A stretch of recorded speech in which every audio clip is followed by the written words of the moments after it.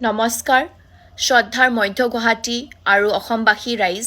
মধ্য গুৱাহাটীবাসী ৰাইজে আজি জনাদেশ প্ৰদান কৰিলে আৰু মই এই জনাদেশৰ প্ৰতি সন্মান জনাইছোঁ মই মধ্য গুৱাহাটী সমষ্টিৰ বিজয়ী প্ৰাৰ্থী বিজয় কুমাৰ গুপ্তা ডাঙৰীয়াক অভিনন্দন জনাইছোঁ আৰু বিধায়ক হিচাপে তেওঁৰ সাকসেসফুল টেনিয়ৰ সম্পূৰ্ণ হোৱাটো কামনা কৰিছোঁ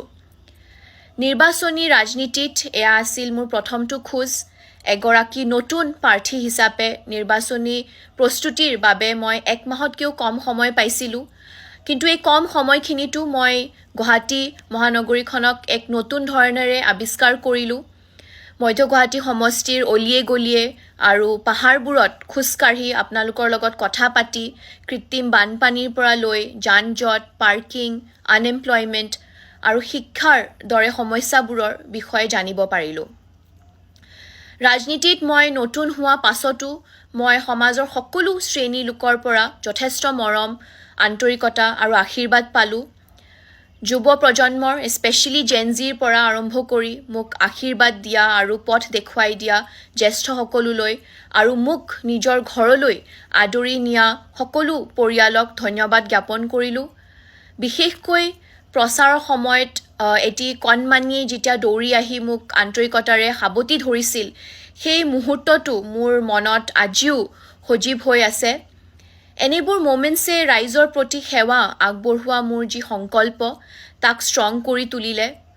আৰু এই নিৰ্বাচনী প্ৰচাৰত অংশ লৈ মই গুৱাহাটীবাসীয়ে ৰাইজে কি বিচাৰিছে সেয়া বুজিবলৈ এটা বহুত ডাঙৰ সুযোগ পালোঁ এই নিৰ্বাচনীটোৱে মোক জনালে যে এদিনতে পৰিৱৰ্তন নাহে কিন্তু প্ৰতিটো আমাৰ চেষ্টাই এটা ব্ৰাইট ফিউচাৰৰ বাট মুকলি কৰে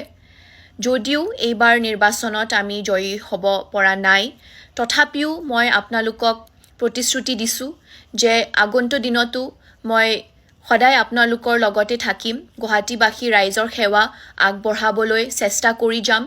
এয়া আমাৰ আদৰ্শৰ পৰাজয় নহয় এয়া কেৱল এক সামূহিক বাধাহে আৰু ফলাফল যিয়ে নহওক কিয় মই গুৱাহাটী আৰু অসমৰ প্ৰতিটো গৰাকী নাগৰিকক কথা দিছোঁ যে মই ক'তো নাযাওঁ মই আপোনালোকৰ লগতে থাকিম আপোনালোকৰ হৈ মাত মাতিম আৰু শিক্ষা নিবনুৱা সমস্যাবোৰৰ হৈ সদায় মাত মাতিম আৰু গুৱাহাটীবাসী ৰাইজৰ কল্যাণৰ বাবে কাম কৰি যাম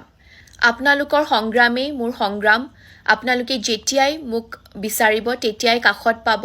সকলো ৰাইজৰ বাবে মোৰ ঘৰৰ দুৱাৰ সদায় খোলা থাকিব শেষত মোৰ প্ৰতি দেখুওৱা মৰম আৰু বিশ্বাসৰ বাবে কেৱল অসমবাসী ৰাইজকে নহয় উত্তৰ পূৰ্বাঞ্চলবাসী আৰু সমগ্ৰ দেশবাসীক পুনৰবাৰ ধন্যবাদ জনালোঁ মোক ভোট প্ৰদান কৰা প্ৰতিটো গৰাকী ব্যক্তিৰ লগতে গণতন্ত্ৰৰ এই উৎসৱত পাৰ্টিচিপেট কৰা লোকসকলক পুনৰবাৰ ধন্যবাদ জনালোঁ এয়া শেষ নহয় এয়া এক দীৰ্ঘদিনীয়া প্ৰতিশ্ৰুতিৰ আৰম্ভণিহে জয় আই অসম